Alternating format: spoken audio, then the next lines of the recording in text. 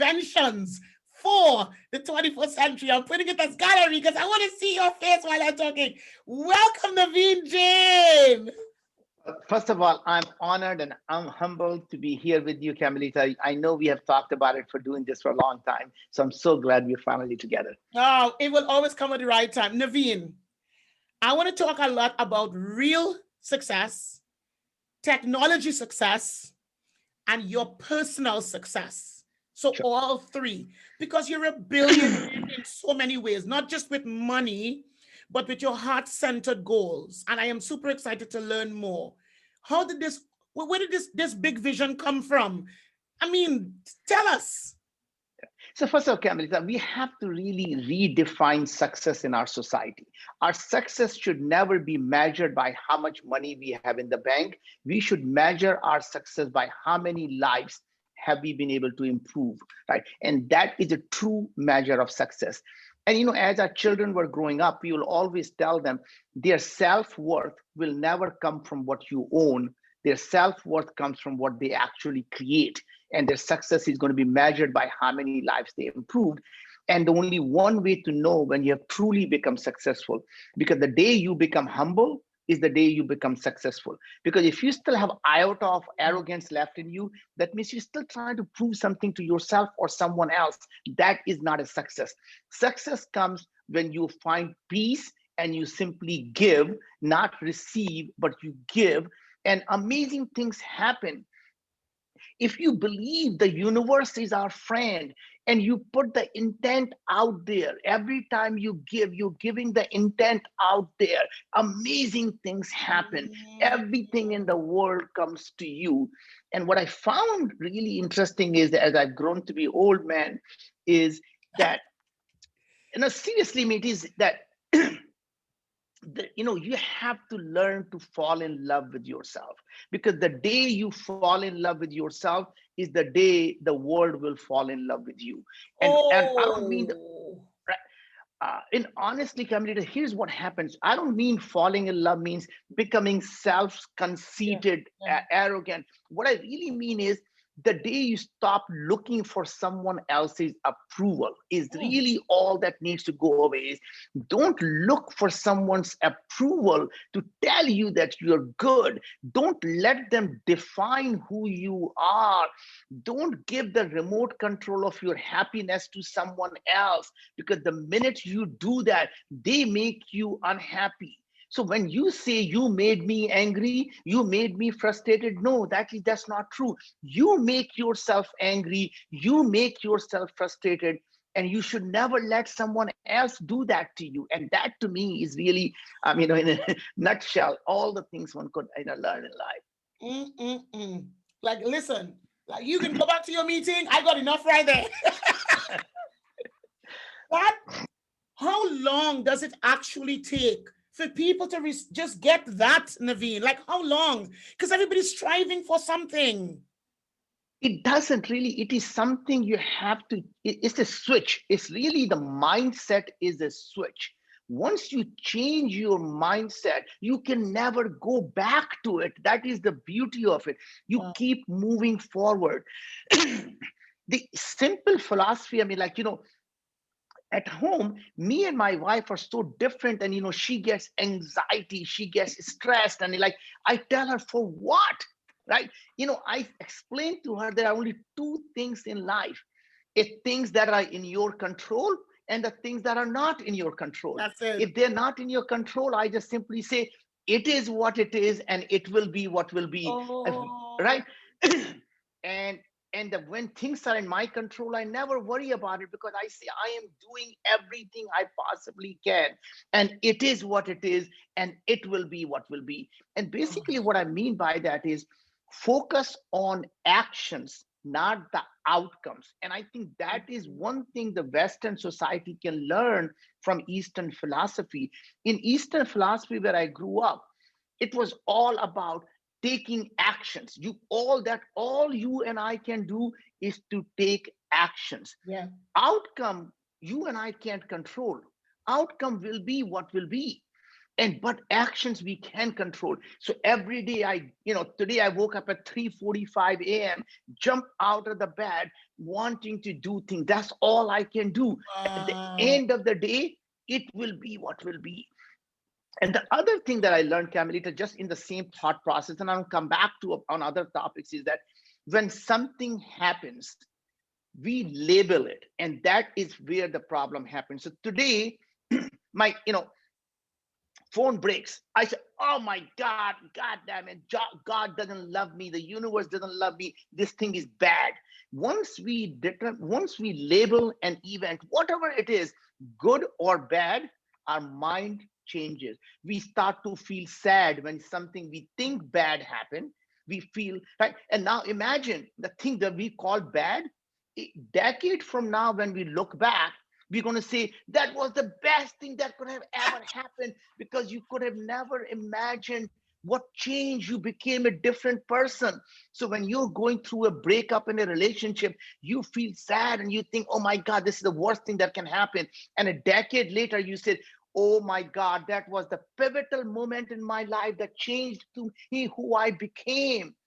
Why would I want to ever take away from what I became today? I love myself. And if I changed anything in the past, then I would become a different person. So why would I want to label something bad or something that event to be in label? And the reason I mentioned that is there is a great story in Eastern society, Eastern philosophy, that this man is living in a village. And in a village, you count on your son to take care of you when you're old, to help Yeah. you with the farm. And this man, son, as he was coming to be a teenager, and now he's suddenly gets a horse, steps on the person's toes, and now the person now cannot, this young man cannot walk anymore. He's limping. And the whole village said, oh my God, you are the most unfortunate person in this world, who only had one son, whose son cannot walk properly. And then he just simply said, it happened, and universe is my friend, and God probably thinks it's the best thing that happened. Guess what happened? People thought he was the most unfortunate person. A month later, there was a draft, and they came to the village and say, every young man who can walk properly is going to the war. And he is the only man who was left with his son with him. And everyone said, you are the most fortunate person in the world who can. My point was, an event that happened wasn't good or bad. You never know. That event turned out to be something that could be the best thing. So you have to learn to believe that God, and call that universe is your friend. It is always looking after you. When whatever happens, you say, thank you, universe. I know it is best for me. So thank you for looking out for me. But you weren't always like this. Were you always so? Did you always have a positive mental attitude like this, or is this something that you developed over time when you realize I can't control what I can control? How did you develop that? Well, first of all, I grew up very poor. We didn't have, I was grew up in India. We didn't have a food to eat. We didn't have a place to stay. And, you could blame the society and you can blame everyone. At the end of the day, we realize it is what it is. And the only way we'll ever get out of the cycle of poverty is I'm going to focus on educating myself, because that was the only way I knew I will someday get out of the poverty.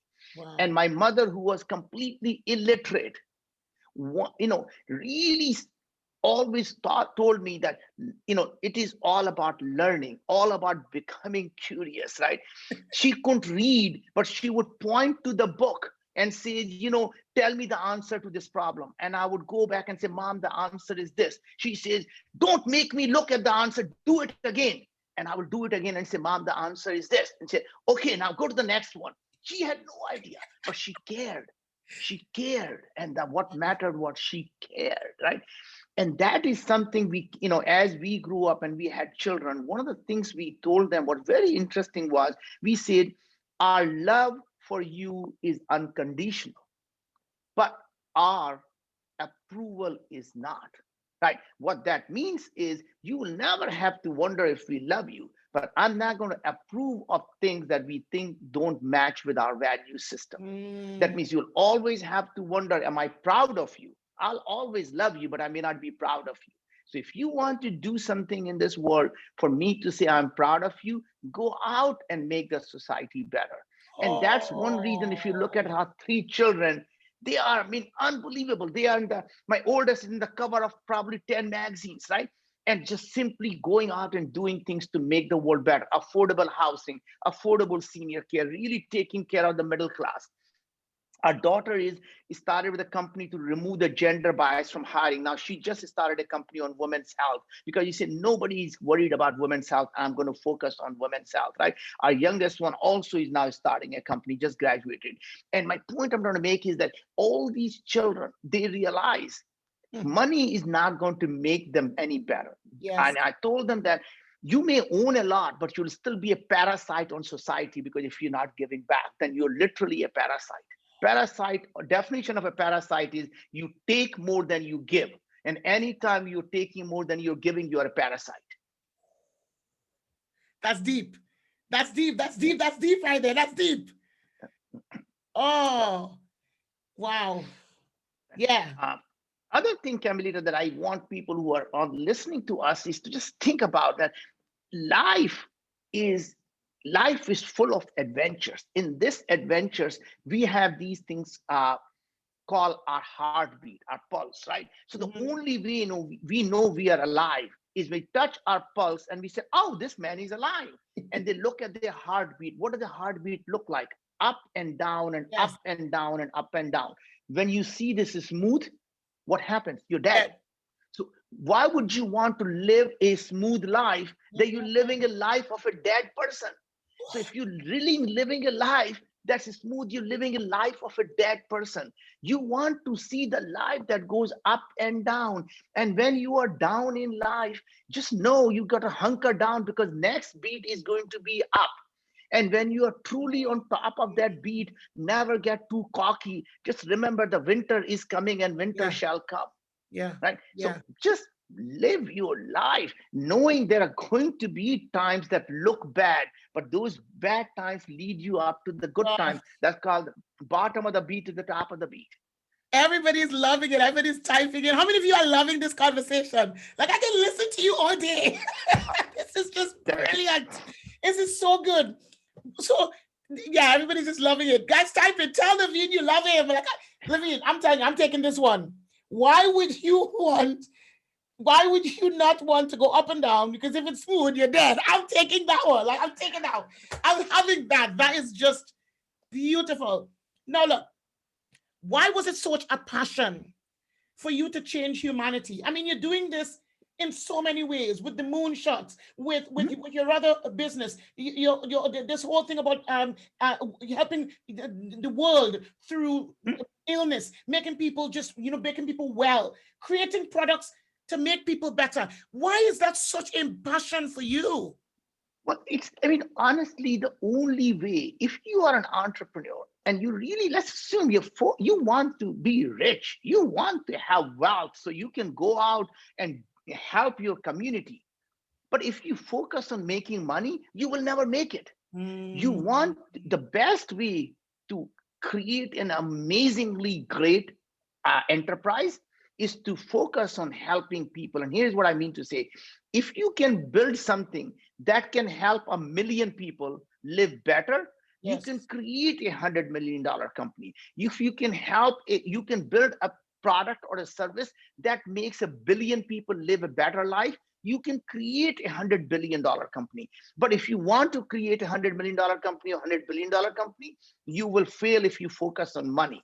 Making money is the byproduct of helping people live better, because then they will pay you for your services and you have a customer base that wants your product, right? You never want to sell anything to anyone.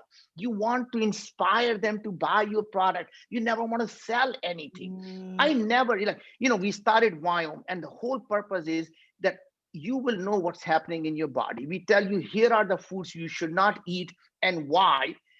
We may think it's healthy. For me, it says don't eat broccoli. And I thought broccoli was healthy. It's because I have very high sulfide production and the broccoli is harming me. It told me not to eat spinach, even though Popeye told me the spinach is healthy, right? But Popeye was not the scientist, right? It yes. turns out that I can digest oxalic acid and oxalate, and it was going to end up in a kidney stone, which is exactly what happened because I refused to, Oh. right? Point I'm trying to make is that we tell you what to do, and we started a company and we said, this is what we are going to do. We're going to create a world where being sick is a choice. It's not a matter of bad luck. We can't say, oh, it is bad luck we got cancer, it's bad luck we got heart disease, it's got bad luck we got diabetes, it's a bad luck I'm obese. I'm sorry, these are bad choices you are making, Absolutely. not the Absolutely. bad luck, right? So don't blame the luck when your choices are bad. So we say, imagine a world where being sick is a choice. It's a matter of a choice, not a matter of bad luck, right? We can Mhm. tell you what you need to do, but your choice is yours, right? And when we talk about this stuff, we are educating people how it works. We inspiring people. We Mm. never selling the product. Guess what happens? Everyone, we want people to buy our product, but because they are inspired, they are informed, they are educated. And so it's really interesting. I was speaking at this event and I was talking about this, and people just came to, we had a booth. I want to give money because I want to support him. And he said, well, he doesn't need the money. He wanted to buy the product. And he said, I'll buy whatever it is because I want to support him. You know, you shared, oh my God, like this is a light bulb moment. How many of you are getting a Yeah, light bulb moment right now? Because this is a light bulb moment for me. Instead of selling, educate and inspire. yeah. Ooh, I love that. Ooh, I love that. Instead of selling, educate and inspire. Because then People to people will buy your make, product. yeah, because they will make them Edu- informed decision themselves. That's right. That's right. And the Mm-mm-mm. beauty is, even if they don't use your product, they never feel bad. They say, I made that decision. And if you sold them something, they don't use it, they come back and say, I will never talk to that idiot again. He sold me this shit that I don't need. Right? You're right, you're right. Oh God, this is so good. Where did you develop this concept? Because this is, Yeah. I mean, we kind of know it, but where did you develop this concept? Is this something that you developed, or is this something that you worked on, or how did you come up with this concept? Yeah, so Camille, it's really amazing if you think about, we all look for someone to mentor us, right? And the biggest mentor for every one of us is our life. Life never stops teaching. We stop learning, right? That's the problem. Is that life will never stop teaching. Every moment in our life is a learning moment. Yes. Every interaction we have is a learning moment. It doesn't matter you're talking to someone who is homeless or you're talking to the richest person in the world. In both ways, you can learn something from about life. And that is, to me, is we just have to be curious about what makes this world work. And every experience you have with every person, focus on learning from that person, not focus on what can you tell that person. Mm. So be in a constant state of learning and Yes, humility. And again, people will then tell you obviously what they want from you. They will actually yes, even tell you how they can help you if your focus is on how you can serve. that's Oh, right. I love this. I love this. I love this. I love this. Now look, science has been a major player in Yeah, your life, okay, in yeah. your business. Were you always into science? Is it something you developed? Were you always intrigued with how the universe worked? I mean, I want to talk a bit more about moonshoot. Tell me about all of these Sure. things. Yeah. So interesting is, science is never a destiny. Science is a tool to help do the things that you care about, right? So it's not about anybody wants to buy science. Science is used to build a thing that people want. And what I learned, I don't have a degree. So in a sense, I'm right now running a healthcare company. I am not a doctor. I'm not a scientist. Seriously? I don't have a no, no, No. I don't. I did the Moon Express, which is going to the moon. I'm not a rocket scientist. I did the computer company. I never, before I started a Jesus. computer company, I never seen a computer. I'm not a computer programmer. I don't have anything computer degree, right? So to me, learning is a thing you can learn anything you I want, love it. and I you love just it. have to have desire to learn. When I started Viome, which is VIOME, the Viome, it's very interesting, Camilla, you're gonna love. I named the company that Indians cannot pronounce. Indians cannot pronounce the word we. I cannot do we. I just do we. And so what is we? It's a we as in Victor. I don't know, whatever. So I don't know. People just Viome. No, I mean Viome? No, not Viome. Viome. Whatever. That's the one. Priceless. But point I was trying to make was that I didn't know what DNA was. I didn't know what human biology was. I don't have a biology degree, but guess what happens? I went and spent 6 months reading 20, 30 books. I read down all the research papers and I'm learning. Now I can ask smart questions. And that is the trick, Wow. is learning to ask the right questions. And that is, anytime you do something, you don't have to have all the right answers. You just have to be able to ask the right questions. Listen, you like the audience is like they cannot believe it. They're taking notes like crazy. They say you're an absolute genius. This is fabulous. They can't believe it because this is so powerful. Learn to ask the right. When this lockdown is finished, I really want to come and see you in the US, wherever you are. Absolutely, anytime. Oh my God, this is just powerful. So you created a businesses and all of this by just learning to ask the right questions. And as Warren Buffett talks about, learning a little about a lot. Yes. And other thing is that you have to have a audacious idea that if successful, can move the humanity forward, can change the lives of billions of people. Because it's easier to start a big idea than to start a small idea. And here's why. When you start something audacious, the best and the brightest in the world want to help you solve that problem because they want to create a legacy. They want to work on a tough problem because they are very successful. Now they want to become significant. Give them something to work on. And when you get a team of people who are so bright, they want to work on problem that you define, and it is so big, if it's successful, changes everything. Every single person with the money wants to invest because you have a great team and a great idea, and everything falls in place. It all starts with one thing. One person says, enough is enough. I'm going to go do something about it, right? And you look at Elon. I mean, Elon was basically bankrupt, living with his friend on his couch. And then he goes and say, I'm going to build an electric car company. And people said, wait a second, do you know there's not been a car company created in the last 50 years, let alone an electric car company? He didn't say, oh my God, you're so right, I would not do it. He said, I understand that. And today you look at Tesla is worth $1 trillion, bigger than all automotive companies combined. Why? Because he believed it was possible. He believed it could be done. And not because he has no background in manufacturing. He has never manufactured anything. But the point was, that's what it takes. Someone coming from outside the industry, looking in, saying, this is so effed up. This can be fixed. Yes, right? yes. And that is the thing, is to really look at the problem differently than anyone else has done. And it changes everything. Say that right here. Say that right here. Look at the problem. Look differently than anyone else has looked at it in the industry, and then you can solve a different problem. Because if you are asking the same question as everyone else, you're solving the same problem as anyone else. When you ask a different question, you're solving a different problem.